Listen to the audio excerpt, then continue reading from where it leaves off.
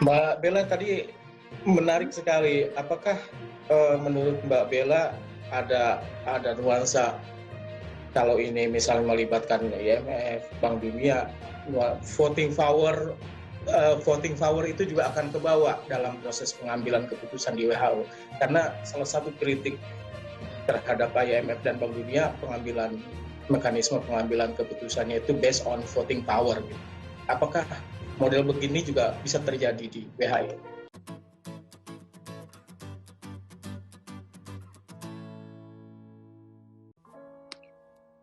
Oke, sebenarnya kalau misalnya negara seperti World Bank, kemudian juga IMF, mereka juga pun berdasarkan votingnya juga berdasarkan kontribusinya gitu, dan kontribusi ini berdasarkan ukuran ekonomi negara tersebut gitu ya. Banyak yang melihat bahwa pada dasarnya sebagian besar kebijakan yang dibuat itu dibuat berdasarkan anonymity gitu ya, sensus. Jadi sebenarnya mungkin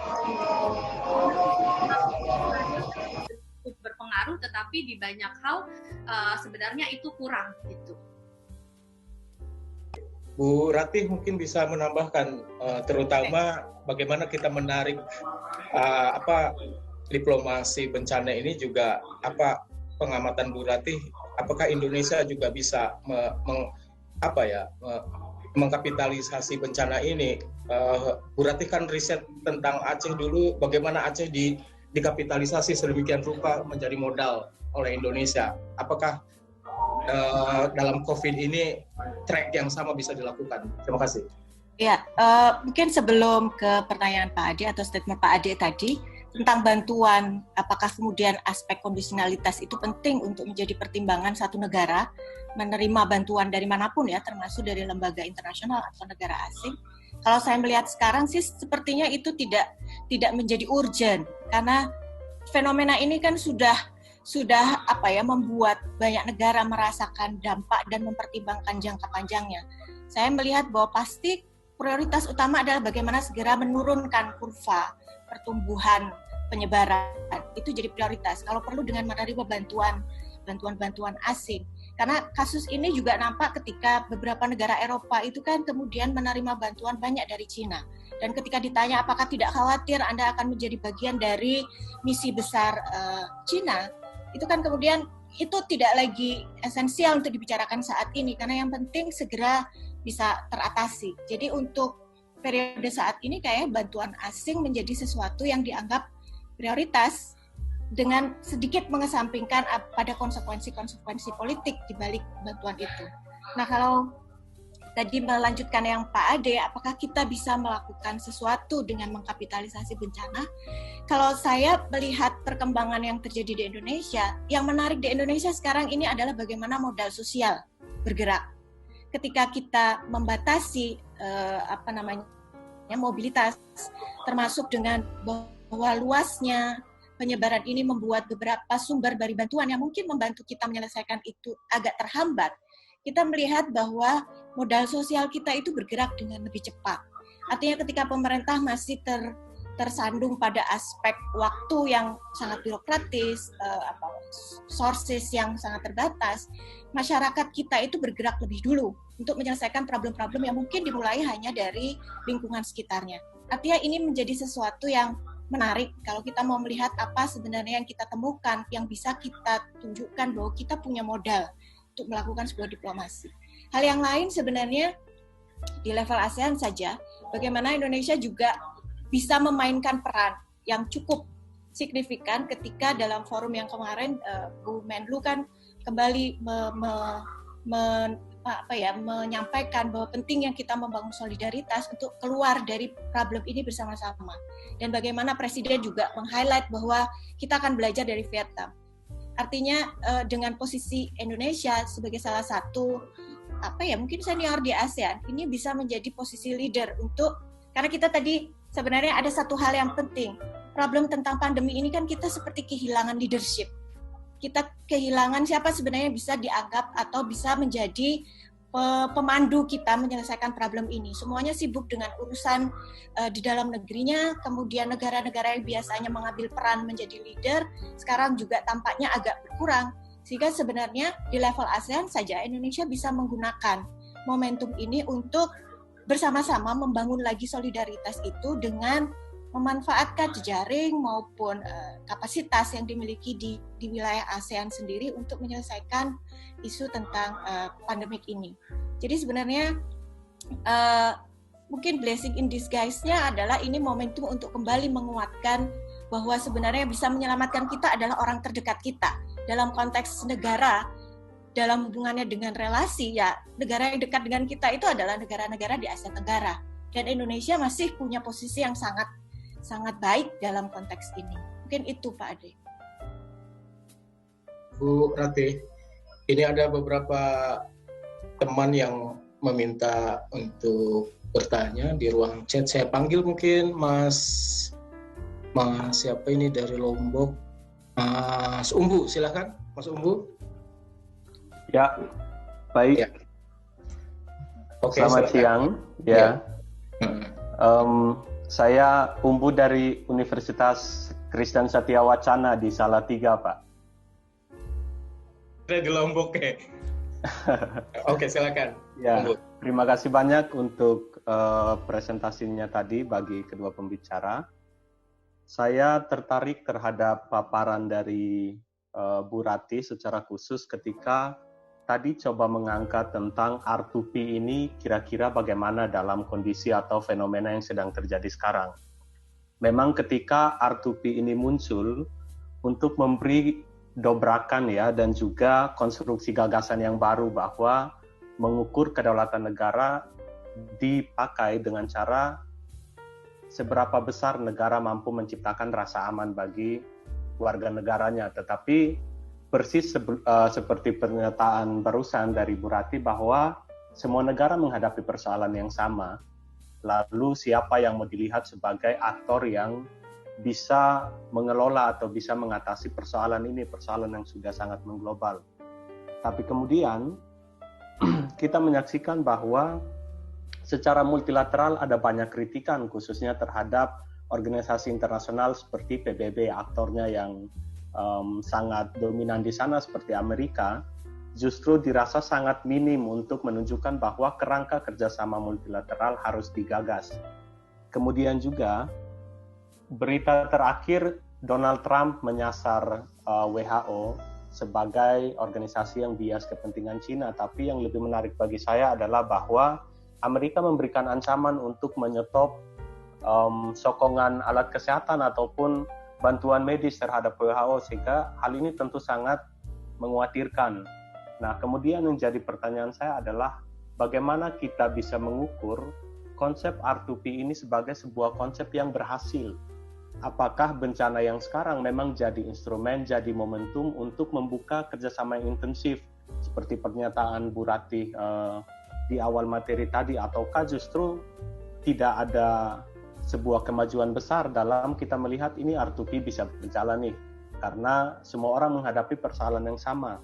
Terlebih tadi setiap negara juga sangat terlihat mau menjadi aktor yang secara individualis bisa memberikan kebijakan yang efektif atau efisien dalam menangani persoalan ini, sehingga melupakan bahwa kerangka multilateral atau kerangka kerjasama bersama itu harusnya digalakan ataupun dijalankan. Jadi kira-kira seperti itu pendapat dan juga pertanyaan yang ingin saya berikan terhadap Bu Rati. Terima kasih.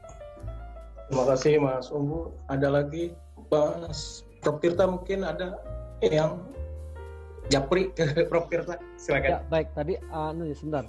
Mas Adli ya. Mas Adli tadi. Silakan Mas. Ada satu habis itu Pak Astrid. Sony Astrid. ya. Siapa? Astrid juga. Astrid ya. Mbak Astrid. Astrid sama Mas Sony, silakan. Oke, silakan. Assalamualaikum warahmatullahi wabarakatuh. Terima kasih atas kesempatannya. Nama saya Adli Hasmi. Saya dulu muridnya Bu Rati sama Pak Ade. Sekarang berada di Turki, sedang S2 dan sedang tesis. Dan juga orang Salatiga kayak Mas Umbu.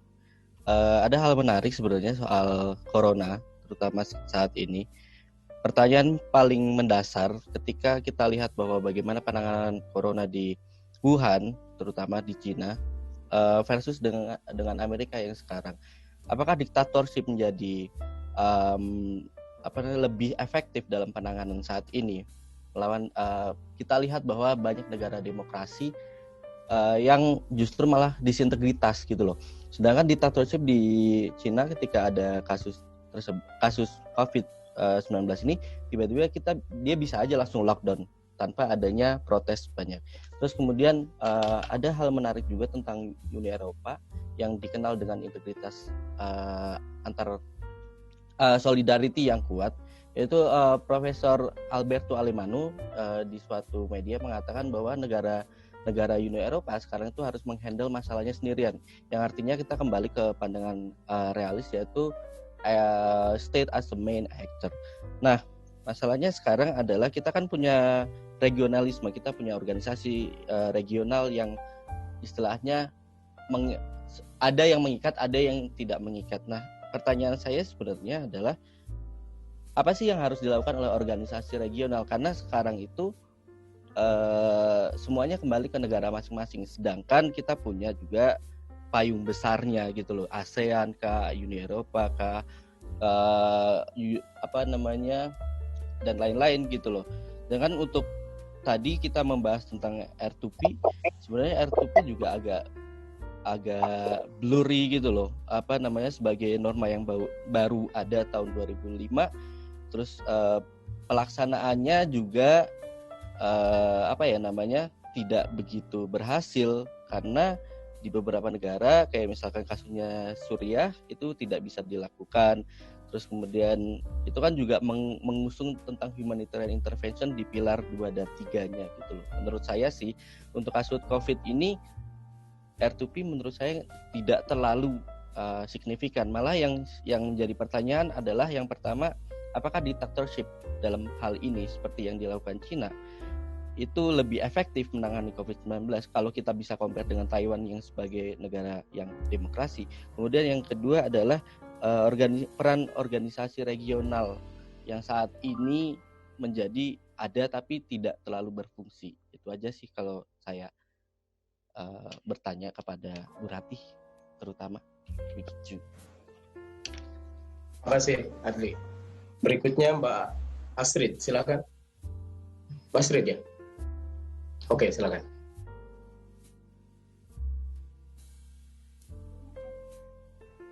Monica, silakan. Halo. Ya, halo. Kayak gimana? Kalau nggak respon, tadi ada Mas Sony kalau nggak salah. Oke, silakan. Oh, Astrid sudah siap. Sorry. Astrid, ya. Astrid sudah siap? Silahkan, Mbak Astrid. Ya, jadi sebenarnya saya tadi masuknya agak telat, Pak. Nah, mungkin memang tadi sudah dijelaskan. Nah, saya sebenarnya pengen tahu sih, Pak. Sebenarnya lockdown ini kan sebenarnya bisa jadi ajang untuk kerjasama antara negara. Nah, sebenarnya itu efektif nggak sih, Pak? Sebenarnya kalau misalnya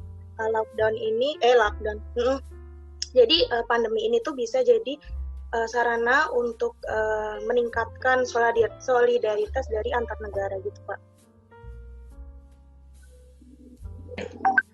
Oke, selanjutnya tadi siapa Pak Tirta yang udah di list?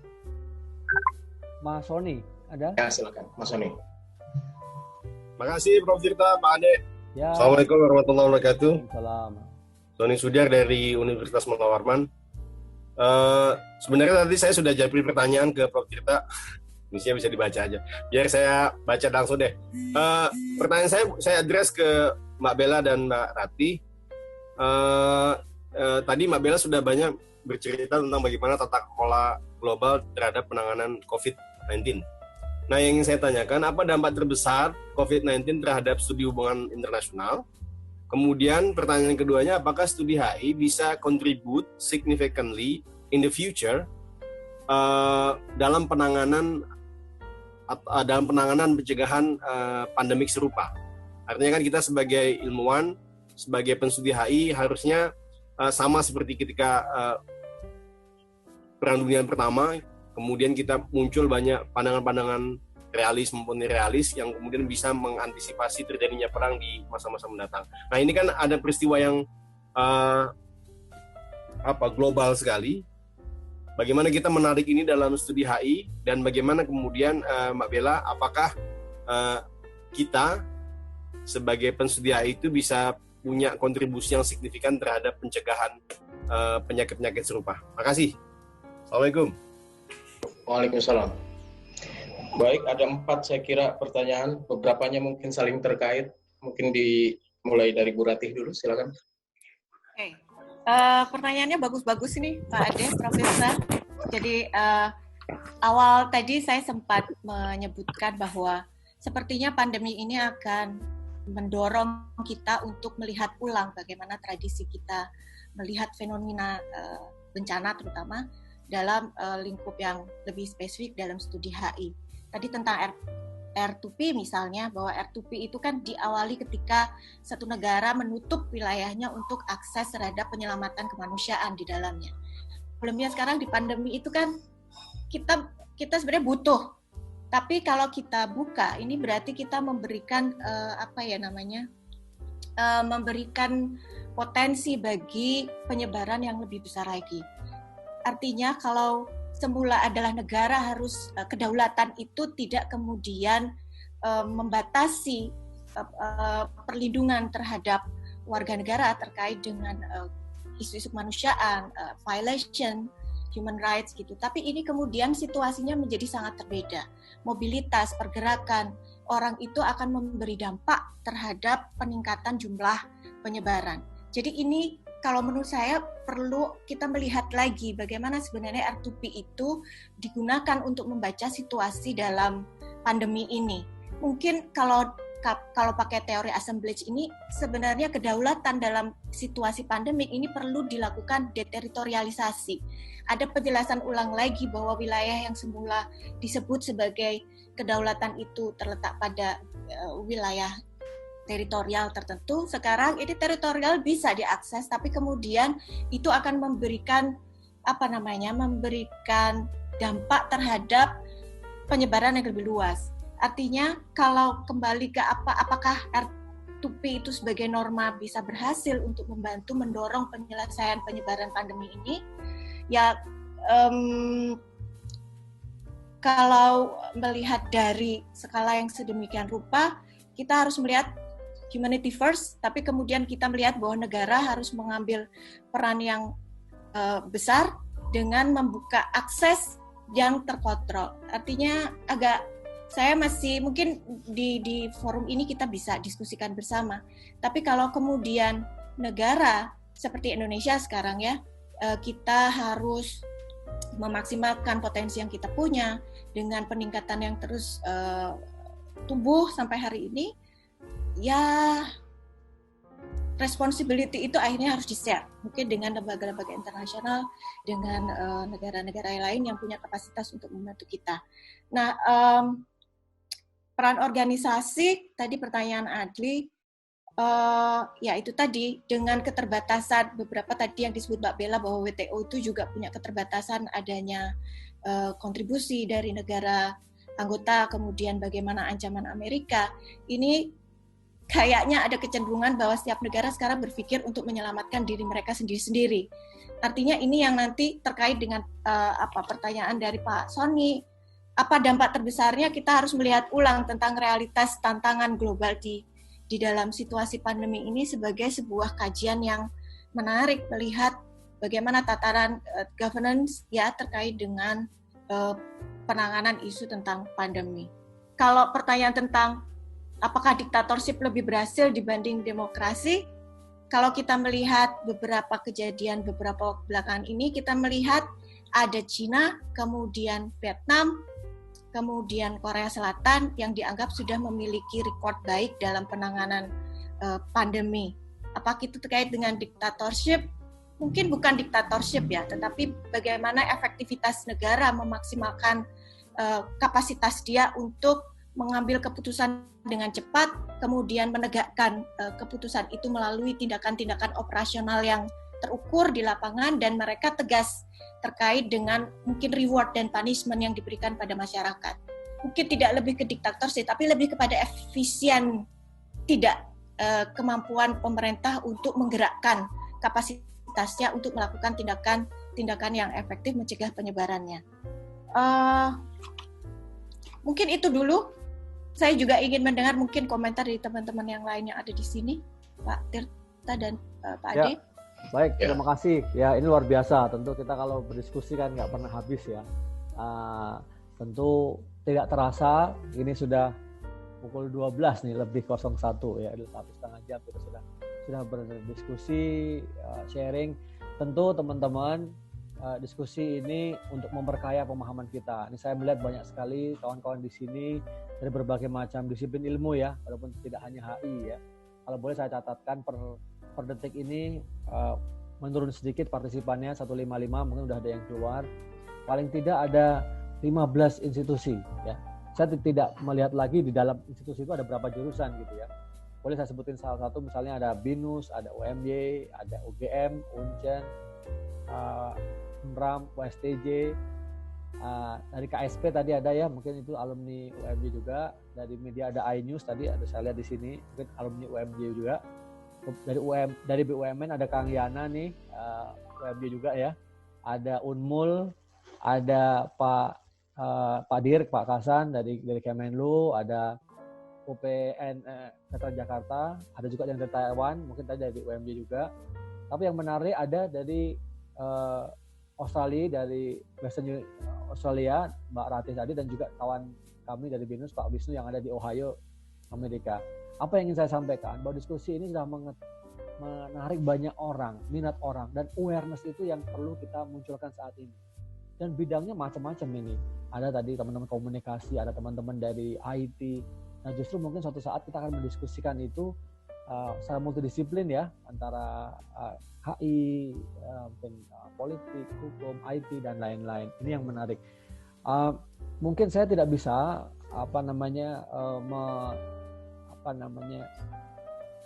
menambahkan lagi, dan mungkin saya kira tidak perlu ya Kang Adi kita untuk nambahin lagi. Tapi sebagai diskusi hari ini mungkin juga tidak bijak kalau saya menyimpulkan dalam konteks tadi paparan dua pembicara yang sudah luar biasa tadi. Tapi saya sampaikan beberapa hal bahwa ini adalah intellectual exercise, itu yang penting, dan kita harus tetap menjaga bagaimana intellectual exercise itu berjalan dalam situasi apapun. Ketika seorang pengajar, seorang peneliti itu tidak melakukan intellectual exercise ya kita namanya udah mati gitu ya. Nah untuk itu yang pertama. Yang kedua, kita bisa bicara tentang paparan praksisnya. Nah nanti kalau memang ada unsur paparan praksis, kalau kita misalnya bicara diplomasi, mungkin suatu saat Pak Kasan berkenan sharing dengan kita, atau nanti dengan Bapak diplomat dari mana mungkin akan bisa juga dengan kita, itu juga memungkinkan sekali. Nah ini yang kedua ya. Yang ketiga, secara konseptual tadi kita bisa, terutama dari triggernya Mas Sony tadi, sebenarnya dari Mbak Ratih maupun Mbak Bella sudah banyak sekali melemparkan satu pandangan yang itu sangat bisa dikerjakan dari aspek penelitian atau pembahasannya. Misal tadi aspek humanity. Terus bagaimana yang terakhir tadi Bu Ratih sampaikan tentang kapasitas negara. Ya, yang ini juga sudah kita tangkap ya Pak Ade ya. Nah, ini jadi satu topik kita minggu depan gitu. Bagaimana COVID-19 ini kemudian berkaitan dengan kapasitas negara untuk menangani. Memang kita sudah paling tidak sampai saat ini sampai 10 minggu ke depan kita sudah buat kurikulum lah kira-kira gitu COVID-19, tapi dari berbagai aspek. Nah, ini akan membuat kita kaya, dan ini atas idenya juga dari Pak Ade. Suatu saat kita akan membuatnya dalam satu tulisan yang bisa dikontribusikan, tidak hanya sekedar kita ingat sebagai tragedi gitu ya Pak Ade ya. Mungkin Pak Ade bisa highlight gitu Pak, sekalian mungkin memberikan semacam closing statement gitu. Silakan Pak Ade. Mbak Bella, mungkin ada yang mau disampaikan lagi tadi terkait dengan pertanyaan terakhir atau gimana? Ya. Mungkin sedikit saja gitu ya. Ya. Tadi soal diktatorship apakah penting? Kalau mungkin bukan diktatorship tapi leadership gitu ya. Jerman juga negara demokrasi tapi juga meskipun dia jumlah kasusnya banyak, tetapi secara jumlah yang kecil gitu ya. Terus tadi soal WHO apa sudah memberikan bantuan, iya gitu. Kalau WHO itu sudah menyusun strategic plan di mana dia menyatakan bahwa dia perlu sekitar 600 juta dolar gitu, dan dia hanya punya 60 juta gitu. Siapa donornya itu bukan Amerika Serikat, yang terbentuk ada Kuwait, Gates Foundation, Kanada dan Jepang gitu ya. Kemudian mundurnya Amerika Serikat dalam hal ini kemudian menjadi penting buat saya, justru menjadi momentum gitu, karena melihat Amerika Serikat mulai mundur dari multilateralism gitu ya.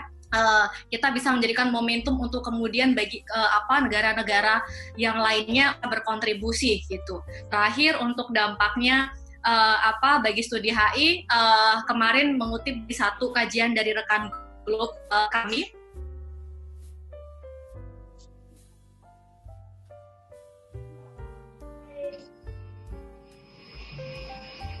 Bella? Oh, Bella, gimana? Sorry, sudah ya. Jadi, Oke, akhir tadi bahwa dan HI tadi kajian global governance ini lebih banyak bergaung di negara-negara barat ya. Jadi mungkin juga menjadi momentum bagi kita di Asia untuk lebih dapat menguatkan kajian global governance ini. Buat saya mungkin kita tidak perlu berpusing-pusing ria, nggak ada nih leader di level, karena inti dari global governance lebih pada yang network of actors ini baik mengisi.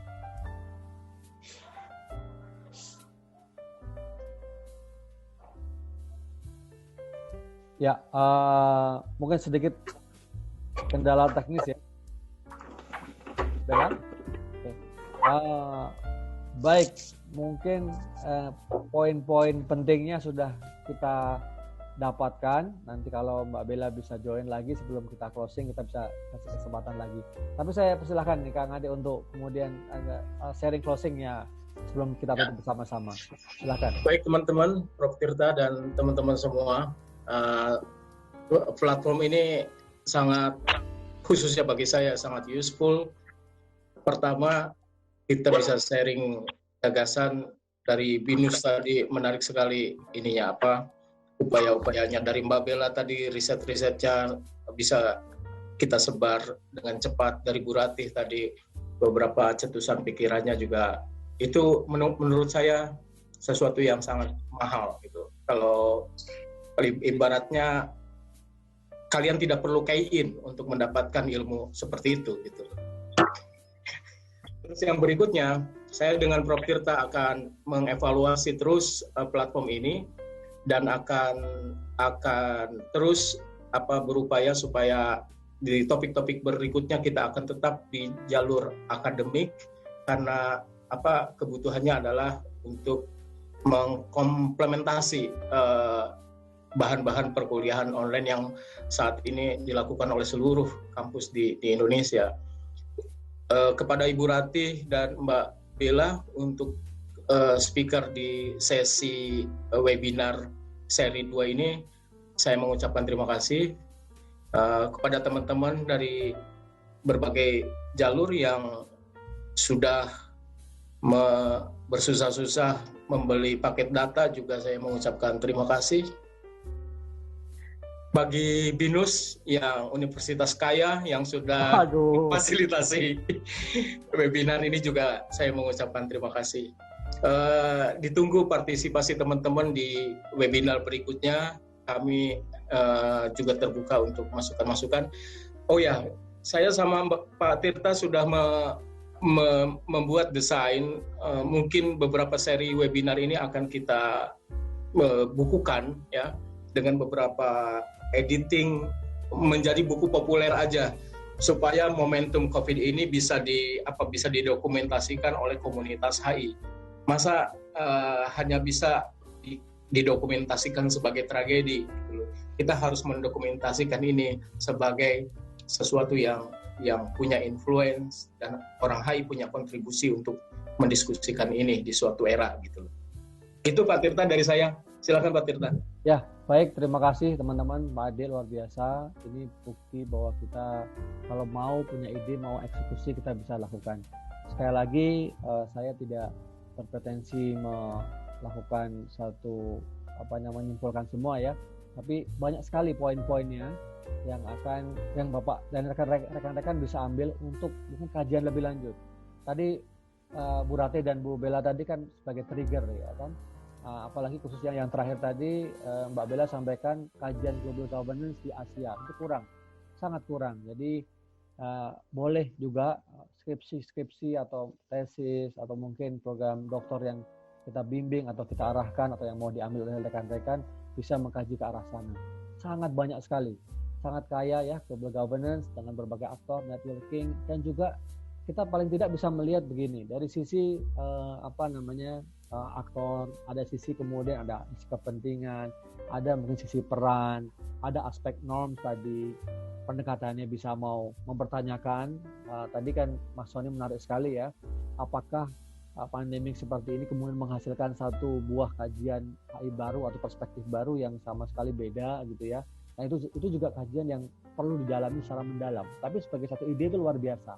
Nah ini sebagai lemparan awal yang tentu kami dan artinya saya dan Pak Ade tidak berpretensi menyelesaikan itu di sini. Tapi yang kami punya tugas moral adalah mendorong terus, mengawal terus komunitas epistemik di Indonesia, khususnya di hubungan internasional, itu jalan dengan rasional gitu ya. Kalau persoalan emosional itu berdekatan dengan apa yang kita hadapi sendiri saja emosional ya. Dengan keluarga harus physical distancing, di mobil masa saya jadi sopir, istri saya di belakang gitu. Ini misalnya hal-hal yang absurd seperti ini kan. Nah, apakah akan seperti itu? Nah itu akan kita bisa menjadi bahan diskusi. Nah tetapi kita sebagai hal intelektual gitu ya, kita coba dari disiplin ilmu kita berkembang di situ. Saya kira demikian, dan ini semua direcord. Nanti akan kita lihat sejauh mana kita bisa sampaikan kepada publik.